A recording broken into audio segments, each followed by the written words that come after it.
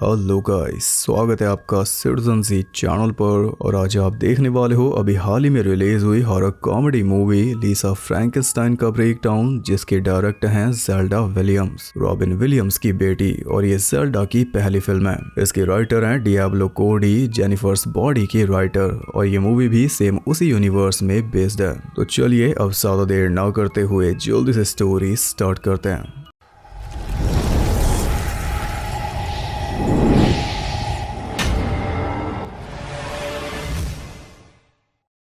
Movie based है 1989 में। ये कहानी है लीसा नाम की लड़की की, जो कि 2 साल पहले तक अपने माँ बाप के साथ रहती थी। पर एक दिन अचानक से एक साइको किलर इनके घर में घुस आया और उसने इसकी माँ को चीर कर मार डाला। इसने छुप कर अपनी जान बचा ली थी, लेकिन उस दिन के बाद से ये पूरी तरह चेंज हो गई। अब ये एकांत में रहना पसंद करती है, ना किसी के साथ बोलती है, ना किसी से मिलती जुलती है। टाइम बिताने ये पास के एक अबैंडन कब्रिस्तान में जाती है, जहाँ पर एक जवान लड़के की कब्र पर ये पूरा टाइम स्पेंड करती है और उससे बातें भी करती है। ये लड़का मरा था 1837 में और टूमस्टोन के ऊपर से इसका नाम तक मिट चुका है। इसकी कहानी भी आप जान लो। बचपन में ही इसके माँ बाप मर गए थे, तो ये अकेले ही बड़ा हुआ। इसने पढ़ाई की, फिर पियानो बजाना सीखा और फिर एक दिन इसे एक लड़की मिल गई तो उससे प्यार हो गया। लेकिन बाद में वो लड़की इसे छोड़कर किसी और के साथ चली गई। तब ये फिर से अकेला पड़ गया। आखिर में एक दिन भारी तूफान आया, जिसमें आसमान से ग्रीन कलर की बिजली सीधा इसके ऊपर आ गिरी और वहीं पर ये मारा गया। अब सालों बाद लीसा इसकी कब्र पर आकर इसके साथ सारे दुख दर्द शेयर करती है। लीसा की मां के मरने के कुछ महीनों बाद ही इसके डैड डेल को फिर से प्यार हो गया और उसने एक सिंगल मदर जेनेट से शादी कर ली। तो अब ये उसी के घर में रहती है, उसकी बेटी टैफी के साथ। टैफी के रूप में इसे एक बहन मिल गई जो हमेशा इसे चीयर अप करती है। अब इन्हें एक पार्टी में जाना है, तो टैफी ने लीसा को बोला कि मेरे टैनिंग बेड पर जाकर खुद को थोड़ा टैन कर लो। उसकी बात मानकर लीसा ने भी यही किया, लेकिन बेड पर लेटते ही उसे बिजली के झटके लगे, क्योंकि वो बेड थोड़ा फॉल्टी था। इसके बाद दोनों पार्टी में पहुंची, जहां पर टैफी तो अपनी फ्रेंड्स के साथ बिजी हो गई और लीसा किसी को जानती नहीं थी, तो वो अकेले एंजॉय करने लगी कि तभी उसके पास आता है माइकल, जो कि लीसा का क्रश है। वो लीसा से बातें कर रहा था तो उसकी फ्रेंड टमारा भी वहां पर आ गई। टमारा के हाथ में एक नशीली ड्रिंक थी, जो कि लीसा ने लेकर पी ली और पीते ही उसका सर घूम गया। तब लीसा के बदले टैफी ने उन दोनों से लड़ाई की। इस बीच लीसा का लैब पार्टनर डग उसके पास आया और उसे ऊपर वाले रूम में ले गया, जहां पर वो कुछ और ही करना चाह रहा था, लेकिन लीसा को ये पसंद नहीं आया। वो उठकर वहां से बाहर निकल गई और ऐसे चलते चलते पहुंच गई उसी कब्रिस्तान में। वो देखती है कि आसमान में ग्रीन बादल छाए हुए थे। उस लड़के की ग्रेव पर जाकर लीसा ने बोला कि काश मैं तुम्हारे साथ होती। बस ये बोलकर वो घर आ गई और आते ही उसने बाथरूम का शीशा तोड़ दिया। इसी बीच आसमान में ग्रीन बिजली कड़की और सीधा जाकर गिरी उस लड़के की कब्र पर, जिसके बाद वो जिंदा हो गया। यानी कि लीसा की विश पूरी हो गई। इससे पता चलता है कि शायद उस लड़के ने भी कुछ ऐसी विश मांगी होगी कि काश मेरी मौत आ जाए, तभी वो मरा होगा। दुखी लोगों की बात ये बिजली सुन लेती है। इधर लीसा सो रही थी तो उसे काफी अजीब सपना आया, जिसमें वो पुराने टाइम में उसी लड़के के स्टैचू के साथ थी, जिससे ये रोज बातें करती है। और इसका हेयर स्टाइल एकदम फ्रैंकेनस्टाइन की ब्राइड जैसा है। बोलने की देर थी कि तभी ब्राइड ऑफ फ्रैंकेनस्टाइन का कैमियो भी आ गया। काइंड ऑफ पुरानी मूवीज की तरह ये सपना दिखाया जा रहा है, क्योंकि लीसा ऐसी मूवीज की फैन है। वो इसका रूम देखकर पता चल जाता है। इसने यूनिवर्सल मॉन्स्टर्स के स्केचेस बना रखे हैं, जैसे कि बेला लुगोसी वाला Dracula, creature from the black lagoon और ढेर सारी मॉन्स्टर मूवीज के पोस्टर्स भी हैं। खैर अगली सुबह टैफी की मां ने लीसा की जमकर क्लास लगाई, क्योंकि इसने शीशा तोड़ा। अब शीशे के पैसे इसे भरने होंगे और इसका डैड भी इसकी साइड नहीं ले रहा। तो क्लियरली इस फैमिली के अंदर भेदभाव है। लीसा को पार्ट टाइम जॉब करनी पड़ती है, जबकि टैफी को इसकी जरूरत ही नहीं। उसे बहुत अच्छी तरह पैम्पर किया जाता है। खैर टीवी पर उन्होंने न्यूज देख ली कि रात को कब्रिस्तान में बिजली गिरी और एक लड़के का स्टैचू टूट गया। ये देखकर लीसा थोड़ी हैरान हुई। फिर स्कूल के बाद वो जॉब पर पहुंची, जहां पर उससे मिलने आया माइकल और साथ में टमारा। शॉप के अंदर भी एल्विरा का स्केच लगा है। यहाँ भी लीसा की बात बनते बनते रह गई। फिर जब वो घर पहुंची तो पूरी फैमिली बैठकर पिज्जा खा रही थी और उसके लिए कुछ छोड़ा ही नहीं। टैफी कहती है कि अब हम मूवी देखने जाएंगे, तो लीसा कहती है कि मुझे नहीं जाना, मैं थक चुकी हूँ। बस ये सुनकर जेनेट उसे ज्ञान ध्यान देने लगी कि टैफी भी इतनी मेहनत करती है, वो तो थकती नहीं, तो पूरा दिन बस बैठकर थक जाती है। ये सुनने के बाद तो लीसा इनके साथ जाने से रही। लीसा के बिना ही वो तीनों चले गए और लीसा आराम से बैठकर देखने लगी डे ऑफ द डेड। तभी एक असली ज़ॉम्बी उसके घर के अंदर घुस आया। लीसा ने काफी देर तक उससे बचने की कोशिश की, पर आखिर में वो उसी के ऊपर जा गिरी, जिसके चलते थोड़ा लिक्विड भी उसे चखना पड़ा। घर के बाहर वो चिल्ला रही थी और सामने ही एक ओल्ड कपल भी बैठा था, पर उन्होंने इसकी तरफ देखा तक नहीं। उन्हें पता था कि लीसा है, टैफी होती तो देखते।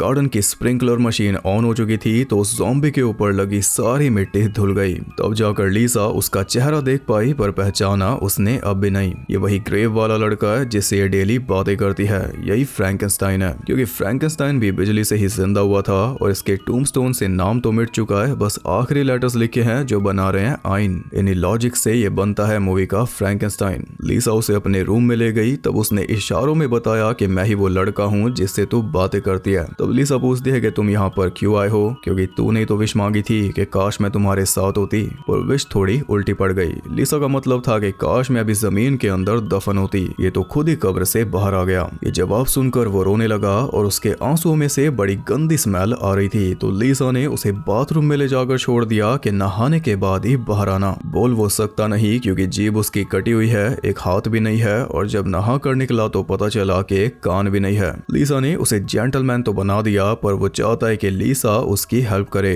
उसके मिसिंग बॉडी पार्ट्स को पूरा करे, पर ये कर नहीं सकती। इतने में पूरी फैमिली घर पहुंची और घर की हालत देखकर जैनेट बौखला गई। उसका कहना था कि लीसा ने यह सब जानबूझकर किया ताकि उसे अटेंशन मिले। उसके मुताबिक लीसा पागल हो चुकी है तो अब इसे पागल खाने भेजना होगा, और ये सारी बातें फ्रैंकी भी सुन रहा था। लीसा तो रो धोकर सो गई और फ्रैंकी उसकी अलमारी में बैठा रहा। अब से यही इसका रूम है। अगली सुबह उसने खुद लीसा को ड्रेस दी, जिसे पहनकर लीसा पूरी कॉन्फिडेंट हो गई। पूरा स्कूल बस उसे देखता रह गया। माइकल भी उससे बात करने आया और बात बन भी रही थी कि तभी बीच में आ गई टैफी। उसने माइकल की बेइज्जती करके उसे भगा दिया। इधर घर में जैनेट अपनी डाइट ले रही थी, लेकिन फ्रैंकी ने उसके खाने में एक कीड़ा उगल दिया, और जब वो कीड़ा जैनेट के सामने आया तब उसे देखकर वो गुस्से से पागल हो गई। इसका सीधा इल्जाम गया लीसा के ऊपर। वैसे तो जैनेट को एक कॉन्फ्रेंस के लिए शहर से बाहर जाना था, पर इसने वो प्लान कैंसिल कर दिया क्योंकि पहले ये करेगी मेन काम, और वो है लीसा को पागल खाने भेजना। लेकिन इस प्लान में फ्रैंकी ने थोड़ी गड़बड़ कर दी। उसने जैनेट को जान से मार डाला, फिर लगे हाथ उसका कान भी काट लिया। इससे लीसा को भी शौक लगा, लेकिन उतना ज्यादा भी नहीं। जैनेट की लाश को वो फ्रैंकी वाली कब्र में ही फेंक आए। इसके बाद फ्रैंकी ने बोला कि ये कान मेरे ऊपर सिल दे, तो लीसा ने भी सिल दिया,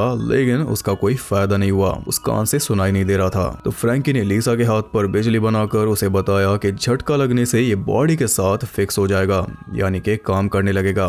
फ्रैंकेनस्टाइन है ना। अब झटका देना तो कोई बड़ी बात थी नहीं, क्योंकि झटके वाली मशीन इनके शेड के अंदर रखी है। उसने फ्रैंकी को टैनिंग बेड पर लेटाकर थोड़े झटके दिए, जिसके बाद वो कान काम करने लगा। अब लीसा की पर्सनैलिटी भी पूरी तरह बदल चुकी थी। फ्रैंकी के आने से उसके अंदर कॉन्फिडेंस भी आ गया।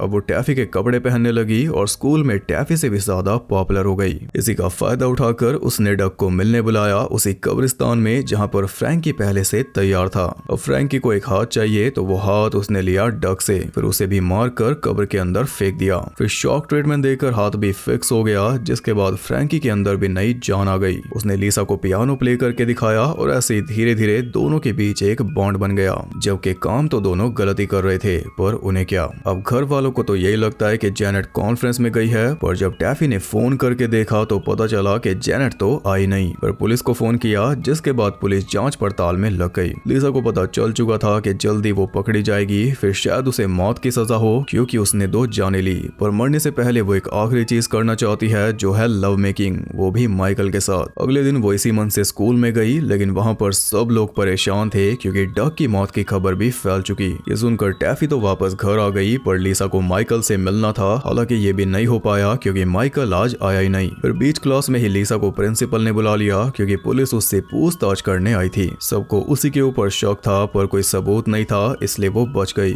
फिलहाल के लिए। इधर फ्रैंकी भी घर से बाहर निकल चुका था और रास्ते में एक आदमी के कपड़े और कार लेकर वो स्कूल की तरफ चलता बना। रास्ते में उसे लीसा मिल गई तो दोनों पहुंचे माइकल के घर, लेकिन वहां पर लीसा को बहुत भारी झटका लगने वाला था बिना बेड के, क्योंकि माइकल के घर के बाहर टैफी की कार थी, जो कि लीसा ने देखी नहीं। वो सीधा अंदर पहुंच गई और दोनों को रंगे हाथों पकड़ लिया। माइकल को लीसा से दूर करके टैफी खुद अपना चक्कर चला रही है, तो ये भी लीसा का कोई खास भला तो नहीं चाहती। ये देखकर लीसा उस पर बरस पड़ी। तभी फ्रैंकी एक कुल्हाड़ी लेकर अंदर आया और उसने एक ही बार में माइकल के जेनिटल्स अलग कर दिए। फिर टैफी के ऊपर भी वार किया, लेकिन लीसा ने उसे रोक दिया। फिर वो कार लेकर निकल गया तो लीसा भी टैफी को साथ लेकर उसके पीछे गई। तीनों कब्रिस्तान पहुंचे, जहां से टैफी तो वापस चली गई, पर लीसा ने मन बना लिया था कि वो फ्रैंकी को मारेगी। हालांकि मार नहीं पाई, उल्टा कन्फेस कर लिया कि मैं तुमसे प्यार करती हूँ। अब उसे लव मेकिंग करनी थी, पर दिक्कत यह है कि फ्रैंकी का एक और पार्ट मिसिंग है, तभी तो ये माइकल का ले आया। अब बात बन जाएगी। एक पुलिस वाली को कब्र में फेंक कर वो दोनों घर पहुंचे, जहां पर शॉक ट्रीटमेंट के बाद दोनों ने शादी कर ली, एक रिंग पहनाकर। फिर उनका रोमांस चला, जिससे लीसा की आखिरी इच्छा भी पूरी हो गई। अब अगर साथ रहना है तो एक आखिरी काम करना होगा, लीसा को भी मरना होगा। पुलिस आ चुकी थी, इसलिए लीसा टैनिंग बेड पर लेट गई, वो भी मैक्स सेटिंग करके, जिस वजह से वो जलकर मारी गई। फिर कुछ टाइम बाद डेल और टैफी लीसा की ग्रेव पर पहुंचे। तब टैफी ने देखा कि लीसा की ग्रेव पर लिखा था बिलव्ड वाइफ। वहां से वो दोनों जेनेट की ग्रेव पर चल दिए और इधर हम देखते हैं फ्रैंकी को, जो कि अब बोलने लगा है, यानी कि किसी की जीभ भी चुरा ली। वो एक बुक पढ़कर सुना रहा था अपनी गोद में लेटी हुई लीसा को, जो कि जली पड़ी है लेकिन जिंदा है, यानी कि इसे भी दोबारा जिंदा कर लिया। इसी के साथ ये लव स्टोरी खत्म हुई। मूवी की बात करें तो मुझे ये कोई ज्यादा खास नहीं लगी। हॉरर भी इसमें था नहीं और कॉमेडी भी जरा सी थी। $13 मिलियन के बजट में इसने कमाए $9.5 मिलियन, यानी कि फ्लॉप। इसका मतलब कि ज्यादा लोगों को पसंद नहीं आई, क्योंकि ऐसा कोई खास फैक्टर इसमें था नहीं। इसके थीम के हिसाब से देखे तो एक चीज मुझे अच्छी लगी, और वो ये थी कि हर एक सीन के अंदर दो कलर फिक्स थे, पिंक और ग्रीन। पिंक लीसा का और ग्रीन फ्रैंकेनस्टाइन का। हर एक शॉट के अंदर ये दोनों कलर मौजूद थे पूरी मूवी में। इसके अलावा जो इसका लोगो है, उसमें लीसा के एल में से एक धागा निकलकर फ्रैंकेनस्टाइन के आई से बनी हुई सुई में जा रहा है और सुई के ऊपर खून लगा है। ये पूरी मूवी का मेटाफोर है। लीसा फ्रैंकेनस्टाइन के अंदर बॉडी पार्ट सिलकर उसे जान देती रही और वो लोगों का खून बहाता रहा। आखिर में लीसा के करीबियों तक भी पहुंच गया था। तो मतलब कि बस उन दोनों का प्यार देखो, बाकी सब हल्के में लो। मेरी मानो तो अगर इसे डार्क कॉमेडी बनाते तो ज्यादा अच्छा रहता, क्योंकि जो कुछ फ्रैंकेनस्टाइन कर रहा था उसके हिसाब से डार्क टोन ठीक बैठती। और इसे क्लासिक रोमांटिक मूवी वाला फील देना चाहा, जो कारगर साबित नहीं हुआ। सिर्फ लुक वाइज मूवी अच्छी लगती है। कुछ नया बनाना चाहा, पर एक एवरेज मूवी बनकर रह गई, क्योंकि जो डार्क टोन थी उसे रोमांटिसाइज कर दिया, जबकि सीन्स तो डार्क ही रहे। जेनेट का सर फोड़कर उसे मारना, डक को फंसाकर उसका हाथ काटना, ये सब आई होप आप समझ रहे होंगे। शब्दों में समझा पाना थोड़ा मुश्किल है, फिर भी ट्राई करता हूँ। बेसिकली ऐसा है कि जितनी भी किलिंग्स मूवी में दिखाई गई वो सारी थी तो मेन, पर मूवी के हिसाब से मेन नहीं थी, क्योंकि मूवी के हिसाब से मेन था किलिंग के बाद जो हुआ, जो पार्ट्स को सिला और फिर शॉक देने के बाद जब वो काम करने लगे तो वो वाली खुशी, वो मेन थी। पर हमें वो मेन क्यों नहीं लगी? सिंपल सा रीजन है, एक कान के लिए जेनेट को मार दिया, सिर्फ एक कान के लिए। हाथ भी उसी का ले लेता, जीभ ले लेता, वो भी तो चाहिए थी। अच्छा नहीं लिया। हाथ के लिए डक को मारा तो उसकी जीभ ले लेता, या उसके जेनिटस ले लेता, वो भी तो नहीं लिए। उसके लिए मारा किसे? जिसे लीसा पसंद करती थी। तो आपने खुद किलिंग्स को खींचा मूवी के अंदर मैटर डालने के लिए, तो फिर देखने वाले कैसे ना मेन समझे इन्हें? आपने ही तो मेन बनाया। कान जुड़ जाने के बाद की खुशी देखे या एक कान के लिए ली गई जान देखे, इंसान किस चीज पे ज्यादा ध्यान देगा? डार्कनेस भरी पड़ी है, पर तू लव देख। इस तरह डार्क टोन को दबाया रोमांटिक वाला पाउडर डाल के, जो कैसे हजम होगा मुझे तो पता नहीं। अब कई लोग सोचेंगे कि शायद एक बॉडी में से एक ही पार्ट लिया जा सकता हो, तो ऐसा नहीं होता। ये एकदम सेंसलेस बात है। और अगर आपको लगता है कि फ्रैंकेनस्टाइन ने उन सबको मारकर ठीक किया क्योंकि वो लीसा के साथ बुरा कर रहे थे, तो बात तो फिर भी वही है कि किलिंग ही मेन हुई, ना कि उनका रोमांस। इस लॉजिक से भी डार्क टोन ही मेन होगी। अगर जेनेट लीसा को पागल खाने भेज भी रही थी, तो उसके बदले में क्या उसे मारना ठीक था? चलो अगर मार भी दिया तो ये अपने आप डार्क बन गया ना, तो घूम फिर कर बात वहीं पर आ जाएगी। आप चाहे कोई भी लॉजिक ले लो। बाकी आप बताइए आपको मूवी कैसी लगी? जिसने मूवी देखी है वो जरूर मेरी बातों को ध्यान में रख के अपना ओपिनियन देना। वीडियो पसंद आई तो लाइक करना, और ऐसी और इंटरेस्टिंग वीडियोस देखने के लिए चैनल को सब्सक्राइब करके बेल नोटिफिकेशन को ऑल पर सेट कर लो, ताकि नोटिफिकेशन आपकी डार्क टोन छुपाती रहे। और ज्यादा कनेक्टेड रहने के लिए आप मुझे इंस्टाग्राम पर फॉलो कर सकते हो, वहां आपको बहुत कुछ जानने के लिए मिल जाएगा, और साथ ही बाकी जगहों पर भी, जिनके लिंक्स आपको मिल जाएंगे नीचे। मैं आपसे मिलूंगा अगली वीडियो में, तब तक के लिए सबको बाय।